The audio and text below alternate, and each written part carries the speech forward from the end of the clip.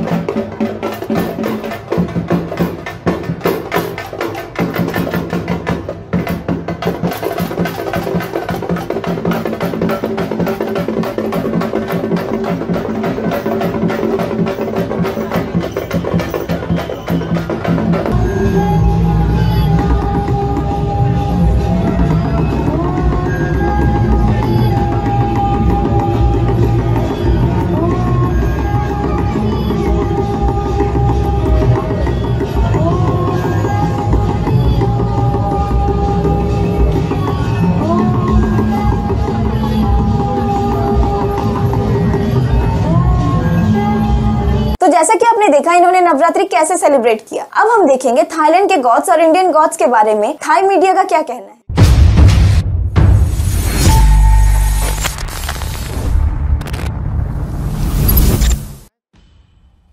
हिंदू धर्म और बौद्ध धर्म द्वारा थाईलैंड में अलग अलग आध्यात्मिक देवी देवताओं की पूजा की जाती है।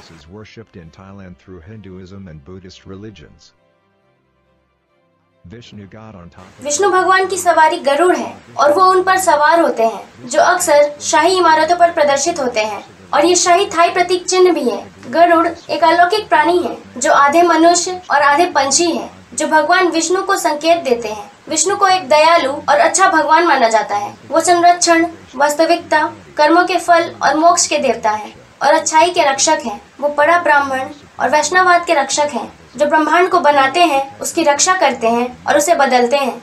ये नई प्रतिमा उन्हें गहरे नीले रंग, नीले भूरे या काले रंग की त्वचा के साथ दिखाती है और एक अच्छी तरह से गहनों से तैयार व्यक्ति के रूप में दर्शाती है। उन्हें 4 भुजाओं के साथ दिखाया जाता है। उनकी छवि उनके एक हाथ में शंख पकड़े हुए हैं। शंख घुमावदार है और सभी परस्पर जुड़े हुए घुमावदार चक्र अस्तित्व का प्रतीक है। एक चक्र जो युद्ध चक्र है, जिसका नाम सुदर्शन है, जो उनके दाहिने हाथ की उंगली में है। चक्र उनका प्रतीक है जो युद्ध के माध्यम से धर्म को पुनः स्थापित करते हैं और राक्षसों के विनाश के लिए उपयोग किया जाता है।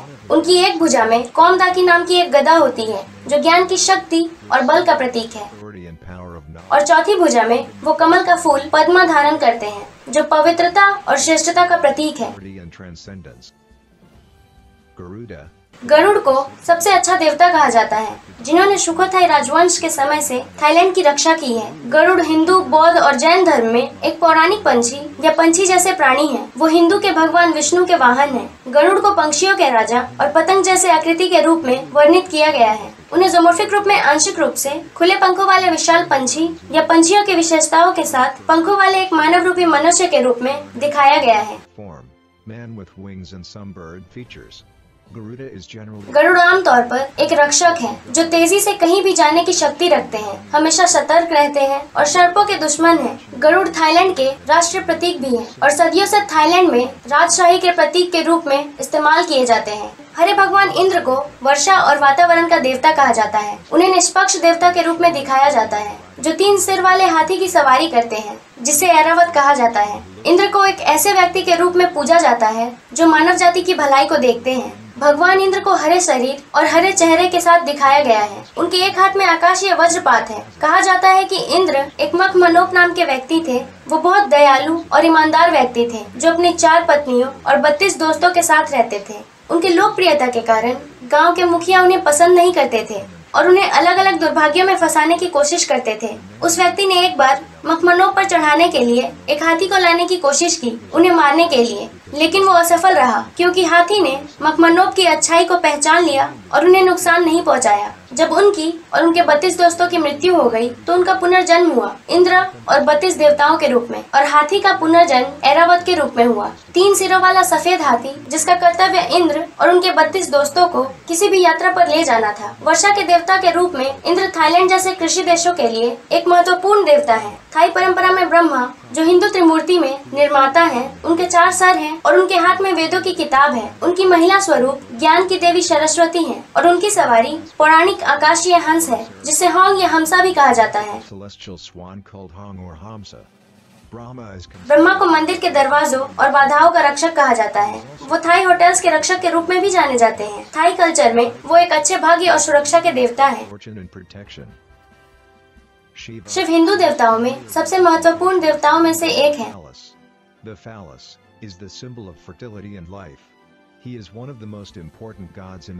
और उन्हें ब्रह्मा और विष्णु के साथ हिंदू धर्म में पवित्र त्रिमूर्ति का सदस्य माना जाता है। वो विनाश, ध्यान, योगा, समय और नृत्य के देवता है। वो बुराई का नाश करने वाले बड़ा ब्राह्मण सर्वोच्च शैववाद है। उनके पास एक तीसरी आंख है जो उनके माथे पर केंद्रित है। वो सर्वोच्च भगवान है, जो ब्रह्मांड का निर्माण करते हैं, उसकी रक्षा करते हैं और उसे बदलते हैं। हाथी के सिर वाले भगवान गणेश को थाई में प्रफिकनेत के रूप में जाना जाता है। वो ज्ञान और सफलता के देवता है। वो आपको सफल बना सकते हैं। वो आपको बाधाएं दूर करने की क्षमता दे सकते हैं। कुछ लोग उन्हें सौभाग्य के देवता भी मानते हैं। थाई बौद्धों के लिए एक नया काम शुरू करते समय गणेश मंदिर में भेंट देना आम बात है, जैसे कि एक व्यापार शुरू करना, एक विदेशी यात्रा, एक नया घर बनाना या शादी करना। एग्जाम से पहले यूनिवर्सिटी के छात्रों का गणेश जी के मंदिर में प्रार्थना करना भी लोकप्रिय है। लक्ष्मी धन और भाग्य की देवी है।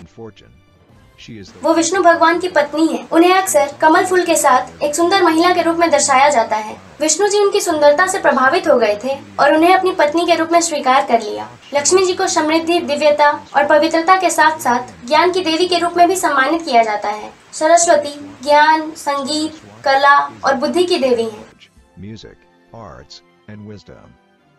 उन्हें 4 भुजाओं के साथ दिखाया गया है, एक किताब, एक माला, एक पानी का बर्तन और एक संगीत उपकरण के साथ जिसे वीणा कहा जाता है। यक्षस संस्कृत यक्षा, पल्ली, यक्षा प्राकृतिक आत्माओं का एक बड़ा वर्ग है जो आमतौर पर दयालु होते हैं, लेकिन कभी कभी पानी, उर्वरता, पेड़, जंगल, खजाना और झाड़ियों से जुड़ा हुआ शरारती या संगी होता है। वो रखवाले योद्धा होते हैं जो बुरी आत्माओं को दूर रखते हैं। और थाईलैंड के कई मंदिरों में देखे जा सकते हैं। मोंग के मोमो टेटोट बंदर ये थाई बौद्ध धर्म के सबसे प्रसिद्ध कथा रामायण में दिखाई देने वाले एक बंदर है जो न्याय के देवता हैं। ये राजा राम के नायक का एक वफादार और प्रधान है जिसका आकार पहाड़ की तरह बड़ा है और त्वचा सोने सा चमकता है, जो कभी न हारने वाली शक्ति का दावा करते हैं, और एक राष्ट्रीय नायक है जिसने याग के साथ राक्षसों से राजा राम की रक्षा की। सिन रखवाली करने वाला डॉग है। ये भगवान की रखवाली करने वाला एक डॉग है जो वाट फारकेव के मुख्य मंदिर के प्रवेश द्वार की रक्षा करता है। नाग एक नाग देवता है जो पानी और ड्रैगन को नियंत्रित करता है। ये एक ऐसे देवता थे जो बुद्ध धर्म के युग से बुद्ध के आगमन से पहले से मौजूद थे, और उस कथा से जिसने बुद्ध की रक्षा की, जिन्होंने ज्ञान को खोलने के लिए वर्षा से जजन का निर्माण किया। ये उस व्यक्ति का संरक्षक बन गया जिसने बुद्ध धर्म में ज्ञान प्राप्त किया। ऐसा कहा जाता है कि न केवल मंदिर बल्कि उत्तरी भाग में थाईलैंड घरों में भी भूमि की भावना के रूप में रहते हैं। मंदिर की छत पर नुकीले आकार के हनो, और जापान में इसे बहुत समय पहले नागा कहा जाता था। फरमाई थरानी, वसुंधरा और धरानी साउथ ईस्ट एशिया में थरवाद के बौद्ध पौराणिक कथाओं में से एक कैथोनिक देवी थाईलैंड की माता पृथ्वी देवी है। फशॉप या फेशॉप थाई लोगों की चावल की देवी है। वो एक संरचित मुख्य धारा के धर्म की देवी की तुलना में प्राचीन थाई कहानियों से अधिक संबंधित है। उन्हें चावल समृद्धि की माइकॉन खाओ माता के रूप में भी जाना जाता है। गांव के लोगों का मानना है फशॉप सुनिश्चित करती है कि हर किसी के पास खाने के लिए पर्याप्त मात्रा में है या नहीं। नांगक्वाक थाई कथाओं की एक आत्मा या घरेलू देवी है। उन्हें सौभाग्य और समृद्धता लाने के लिए माना जाता है। वो ग्राहकों को व्यापार के लिए आकर्षित करती हैं और व्यापारियों के बीच पाई जाती हैं। माया नान नुई विस्पर की एंजल है जिसे खजाने के रक्षक के रूप में जाना जाता है। उन्हें एक ड्रैगन के रूप में जाना जाता था जो बेटाटोंग मंदिर की रक्षा करती थी।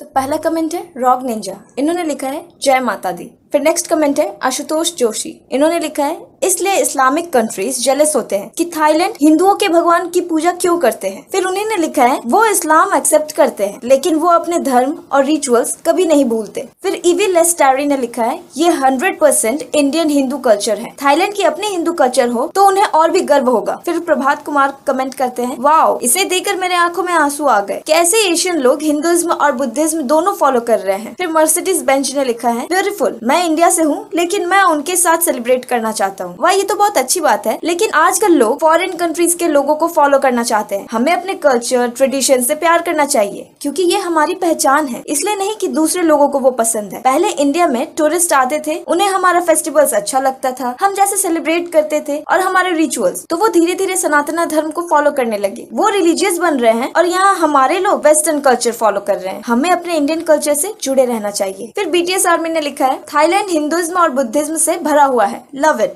हम सेम भगवानों की पूजा करते हैं। अगला कमेंट है पेरी, इन्होंने लिखा है भगवान बौद्ध भगवान विष्णु के 9वें अवतार हैं, तो हम कह सकते हैं कि हिंदुइज्म और बुद्धिज्म एक ही फैमिली के हैं। फिर नेक्स्ट कमेंट है डकमैन, इन्होंने लिखा है great video, really good descriptions and pictures, very educational.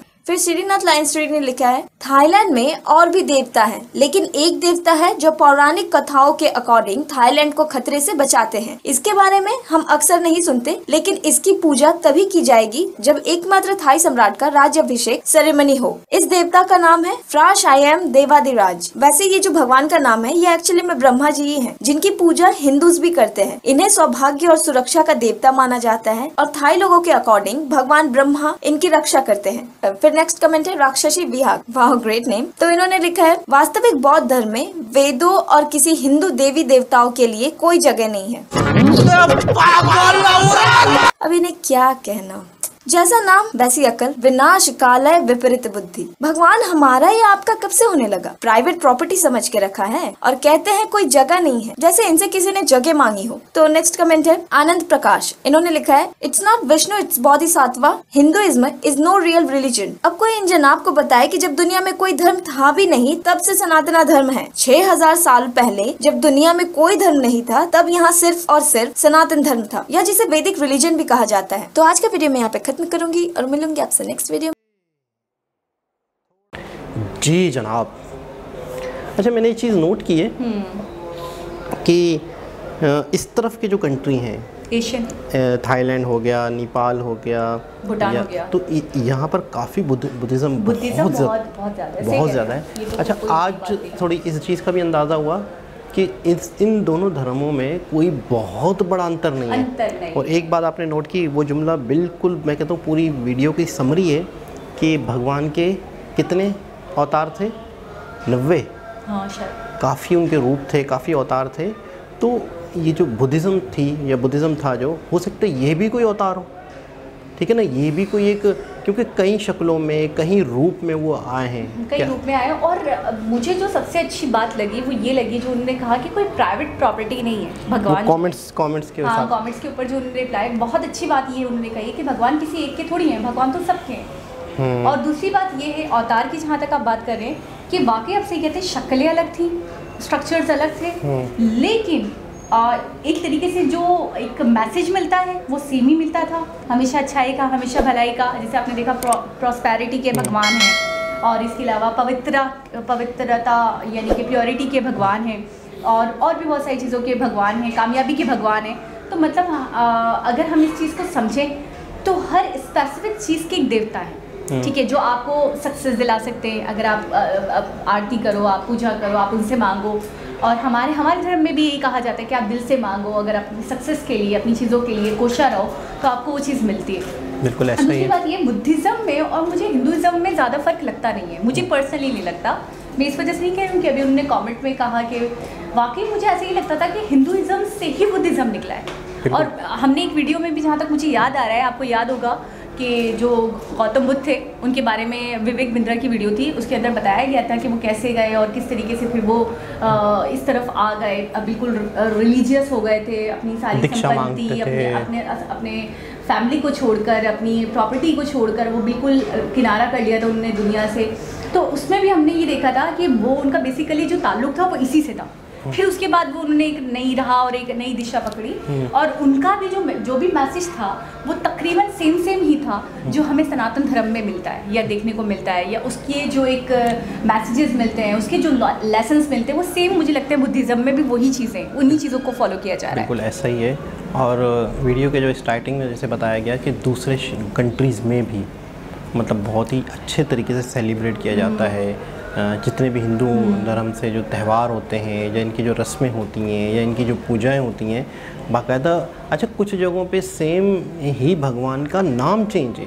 हाँ, जैसे ब्रह्मा के बारे में हमने बताया कि हम ब्रह्मा कहते हैं, वो भगवान का कोई और नाम बता देते हैं, लेकिन वे उनको कहने लगे कि इनको रक्षक कहते हैं। असल में होता परेशानी के रक्षक हैं। ये है कि अलग अलग इलाके होते हैं, तो एक इलाके में किसी चीज़ को कुछ कहा जाता है, तो कुछ लोग अगर दूर चले जाते हैं, किसी और इलाके में रहने लग जाते हैं, अगर बहुत पीछे चले जाते हैं तो कम इलाके बनते, कबीले बनते हैं, ट्राइबल बनते हैं, फिर वही बड़े होके तरक्की करके शहर बनते हैं, फिर वही कंट्री बनते हैं। तो इस होता वही चीज़ है, लेकिन कुछ लोग अलग होते हैं ना, तो वो अलग होते होते आने वाली नस्लों में उसके मायने थोड़े से चेंज हो जाते हैं।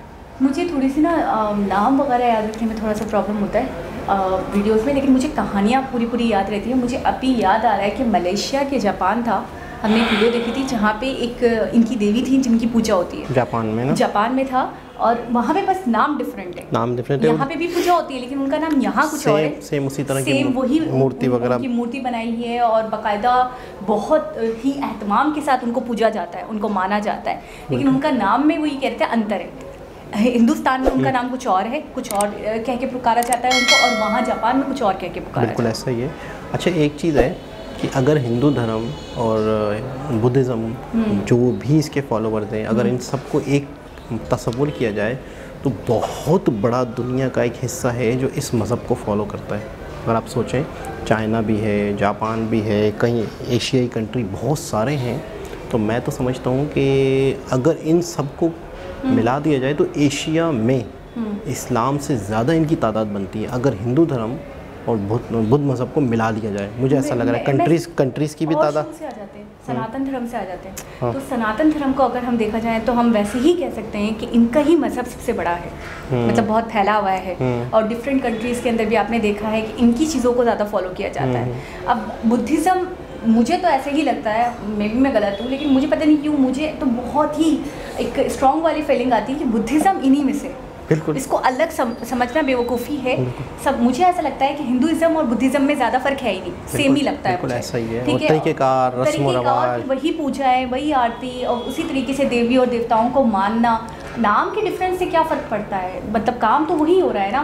तो इलाकों की वजह से चीज़ें तब्दील हो जाती हैं। हाँ, सनातन धर्म के हवाले से आप गूगल पे भी अगर सर्च करोगे तो आपको मिलता है। एक तो बहुत ही पुराना, अभी इन्होंने भी बताया, 6000 साल पुराना मज़हब है। बिल्कुल, ठीक है, जब कुछ नहीं था, कोई मज़हब नहीं था, तब ये धर्म था, ये मज़हब था। और दूसरी बात ये, एक तो सनातन धर्म की अगर हम बात करें तो वो वैसे ही बहुत वसी है, उसका जो एक दायरा है वो वैसे ही बहुत वसी है। मुझे नहीं लगता उसकी टक्कर पे दूसरा कोई मज़हब आकर खड़ा होता होगा। मैं मेजोरिटी की, अक्सरियत की या क्वांटिटी की बात कर रही हूँ, अभी नंबर ऑफ दी पीपल की बात कर रही हूँ। तो एक इन्फॉर्मेटिव वीडियो थी थाईलैंड के हवाले से, हमारी इन्फॉर्मेशन। अच्छा, जोशो खरोश के साथ मनाई जा रही है नवरात्रि। बिल्कुल ऐसा ही है। दूसरे कंट्रीज़ में भी मुझे लगा था डिफरेंट कंट्रीज होंगे वीडियो में, लेकिन वो थोड़ा सा आगे से थोड़ी सी, मतलब वीडियो ऐसे समझे रिलीजन पे चली गई। तो एक थाईलैंड के हवाले से हमारी मालूमात में भी काफ़ी इजाफा हुआ। दोबारा किसी और हिसाब से मुलाकात होगी, जब तक के लिए अल्लाह हाफ़िज़।